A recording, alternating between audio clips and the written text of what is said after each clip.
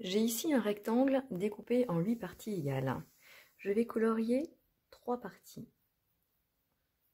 Et si je veux donner la proportion du rectangle qui a été colorié, je vais l'exprimer sous la forme d'une fraction. Le rectangle est coupé en 8 parties égales. J'indique que nous avons maintenant un découpage en huitièmes et 3 parties ont été coloriées. Donc 3 huitièmes du rectangle a été colorié. Donc les 3 huitièmes du rectangle, qui est du coup la partie unité, c'est le rectangle, sont coloriés. Si maintenant, sans partager le rectangle, je vous dis que 5 huitièmes du rectangle, les 5 huitièmes du rectangle sont coloriés, vous avez déjà une idée, parce que la fraction 5 huitièmes est assez simple et on imagine, comme les nombres sont petits, facilement un découpage en 8 et colorier 5 de ces parties. D'ailleurs, on sait qu'on a colorié un peu plus que la moitié, puisque 5 est un petit peu plus grand que 4. Si les nombres qui composent ma fraction sont beaucoup plus grands, à ce moment-là, c'est beaucoup plus difficile d'imaginer le découpage et d'imaginer la partie du rectangle qui a été coloriée. Pour fabriquer cette fraction, j'avais en réalité pris la fraction 3 huitièmes et j'avais multiplié le dénominateur et le numérateur par 157. Effectivement, si maintenant on voit cette fraction, on imagine de nouveau, comme le cas que j'ai montré au départ, la part du rectangle qui a été coloriée. Et les pourcentages, c'est en réalité se demander en centièmes quelle est la proportion. Arrêtons-nous un instant, pourquoi le choix de 100? Alors, 100 désigne la quantité totale, celle qui va être considérée. On se rend compte que les nombres associés sont très faciles à 100. Si je prends la moitié, c'est 50, et c'est le nombre que nous maîtrisons tous. La moitié de la moitié, le quart, c'est 25. Et puis, si je prends 3 parties, si je prends les 3 quarts, j'aurai 75. Si je coupe 100 en 10 parties et que j'en prends une, on est à 1/10 de 100, nous aurons 10. Et puis, si on prend le double, on est en réalité sur 100 qui a été coupé en 5 parties, on en a pris une et on a 20. Je reprends ce que je viens d'énoncer, je les ai rangés dans l'ordre croissant ici. Donc le rectangle coupé en 10 parties égales, ça correspond à 1/10 du rectangle ici qui a été colorié. Rectangle coupé en 5 parties égales, on prend une partie, ça correspond à 1/5. Le rectangle est coupé en 4 parties égales, donc c'est 100 qui est découpé en 4 parties égales, 25. Nous aurons ici un quart. Nous avons ici la moitié. Ici, le rectangle est coupé en 4 parties égales, on en a pris 3, nous sommes sur 3 quarts du rectangle colorié. Et n'oublions pas, quand le rectangle est entièrement colorié, en fait c'est 1 unième et 1. J'ai exprimé ici en fraction, je vais poursuivre sous une autre forme en fraction, puis en écriture décimale. Donc ici, nous avons le rectangle qui équivaut à 100, et nous avons 10 centièmes. 10 centièmes s'écrit en écriture décimale de cette manière-là. On pourrait d'ailleurs effacer le 0. Nous avons ici 20 centièmes, écrit en écriture fractionnaire, et maintenant en écriture décimale. Donc, je vais effacer les zéros inutiles. Voilà. Ici, nous avons 25 centièmes, en écriture décimale 25 centièmes. Alors, 50 centièmes en écriture décimale 50 centièmes et aussi 5 dixièmes, 75 centièmes et du coup 100 centièmes, et on retrouve le 1. Pour résumer, voici différentes écritures qui donnent la proportion représentée ici dans chacun des rectangles. Je vais y ajouter une écriture justement en pourcentage, donc 10 pour 100, 20 pour 100, 25 pour 100, 50 pour 100, 75 pour 100, 100 pour 100 quand on exprime la totalité. Je vous conseille de retenir les différentes écritures de chacune de ces proportions. Exprimer une proportion au pourcentage permet de se faire une idée rapide de la proportion. Cela permet également de se faire une idée de la proportion quand la situation est différente. Je vais vous montrer un exemple. Dans un collège, nous avions 180 candidats qui passaient un examen, ça pourrait être le brevet, et sur ces 180 candidats, 153 ont été admis. Voilà la situation du premier collège. Deuxième collège, nous avions plus de personnes qui ont passé le concours, 210, et sur les 210, parmi ces 210 candidats, ceux qui ont réussi, 168 ont été admis. Si nous examinons les deux situations, nous voyons que dans ce collège-là, il y a 153 admis qui ont réussi, personnes qui ont réussi, et 168 personnes ici qui ont réussi. Alors certes, on peut dire ici qu'il y en a plus. Oui, mais il y avait aussi plus de candidats. Et c'est là que s'interroger sur la proportion devient intéressant. Écrivons pour chacune des situations la proportion. Ici, nous en avons 153 admis sur les 180 qui ont passé l'épreuve.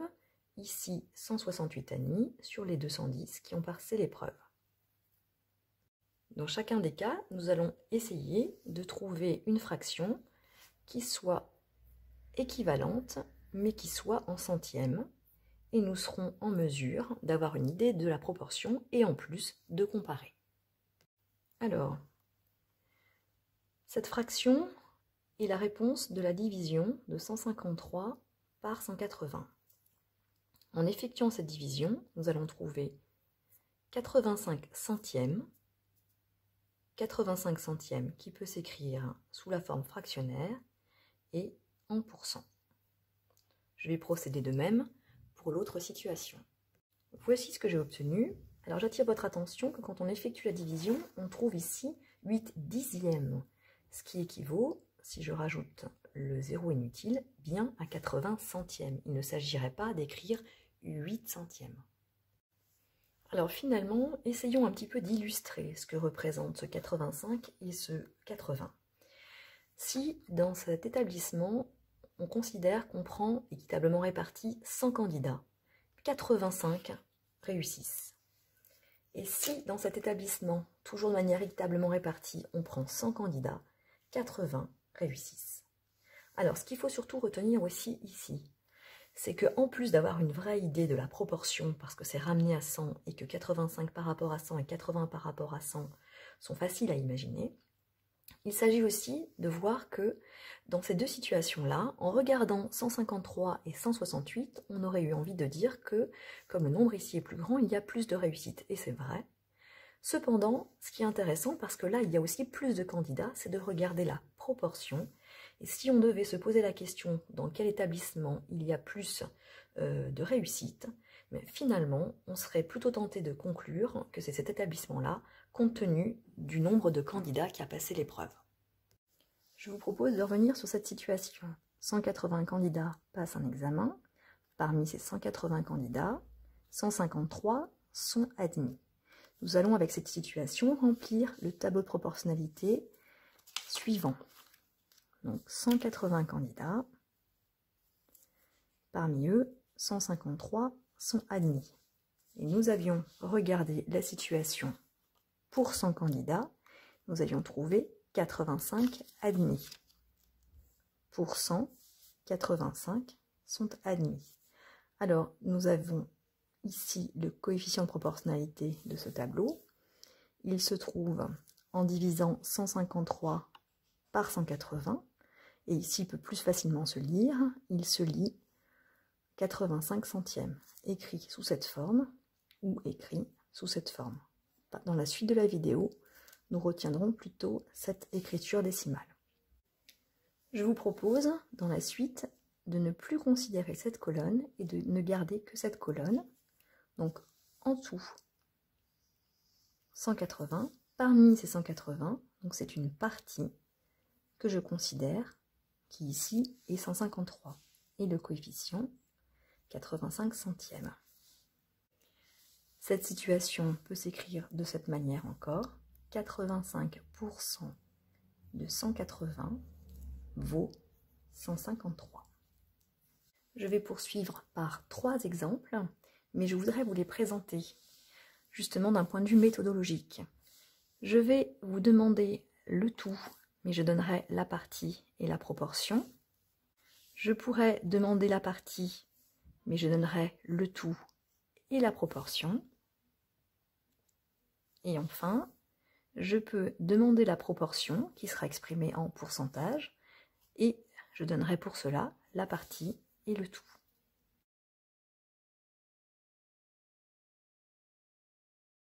Premier exemple, il y a 620 élèves dans un collège, 35% de ces élèves sont demi-pensionnaires et on demande le nombre d'élèves qui mangent à la cantine. Donc ici, on a en tout 620 élèves. On a la proportion, et je vais l'écrire de cette manière-là, 35%, 35 centièmes. Et on va chercher à connaître la partie, ici les élèves qui mangent à la cantine. L'autre manière de l'exprimer, c'est de dire 35% de 620, et on aimerait connaître la réponse. C'est pareil que 35 centièmes multiplié par 620, qu'on écrit, et on retrouve l'écriture dans le tableau. Et nous n'avons plus qu'à effectuer le calcul. Remarquons qu'ici, on trouve 620 multiplié par 35 centièmes, qui est l'équivalent de ce qu'on vient de faire. En effectuant le calcul, nous trouvons 217. Donc il y a 217 élèves qui mangent à la cantine.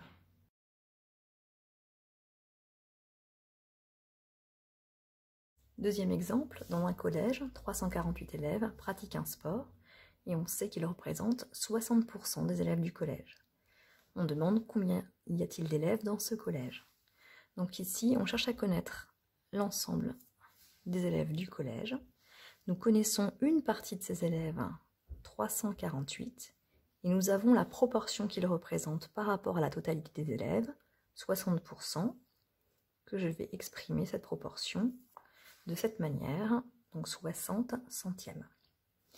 De l'autre manière, nous savons que 60% de, justement nous cherchons le tout, est égal à 348. Nous trouvons 60 centièmes de ce que nous cherchons est égal à 348. Exprimé de cette manière-là, nous allons trouver donc une opération à trous. Donc pour trouver ce qu'il manque dans un produit, il nous faut faire une division, la division de 348 par 60 centièmes.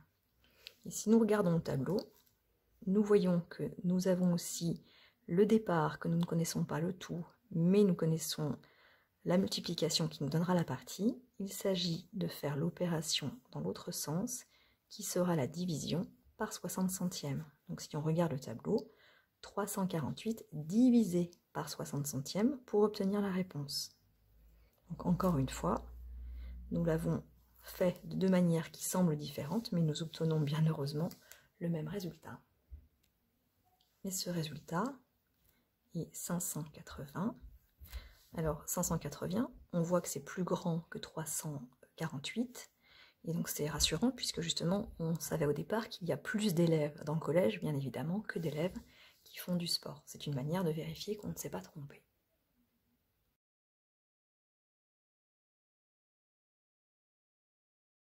Troisième exemple, dans un lot de 1600 ampoules, 32 ampoules ne fonctionnent pas. On nous demande en pourcentage la proportion d'ampoules défectueuses. Alors en tout, nous avons 1600 ampoules. Une partie de ces ampoules est considérée, ce sont celles qui ne fonctionnent pas. Il y en a 32. Et on nous demande la proportion, mais exprimée en pourcentage. Donc pour trouver ce coefficient, je vais faire 32 divisé par 1600. J'obtiens 0,02, je le lis pour l'instant comme ça. Et si je le lis en centièmes, on voit qu'il y a écrit 2 centièmes. Eh bien, je sais interpréter un coefficient qui est exprimé en centièmes comme un pourcentage, et donc je vais trouver 2%. Alors si j'utilise l'autre manière de faire, je sais, ou plutôt je ne connais pas, le pourcentage de 1600, et je sais que ce pourcentage de 1600 équivaut à 32. Donc j'obtiens une opération à trous. Pour trouver effectivement le facteur manquant, je vais faire la division de 32 par 1600. Donc je trouve 0,02, donc 2 centièmes. Donc si je reviens ici, il aurait fallu que je mette ici 2 centièmes. Et si je le traduis en pourcents, je devrais dire que cela représente 2%. Donc ici, 2% des ampoules du lot sont défectueuses.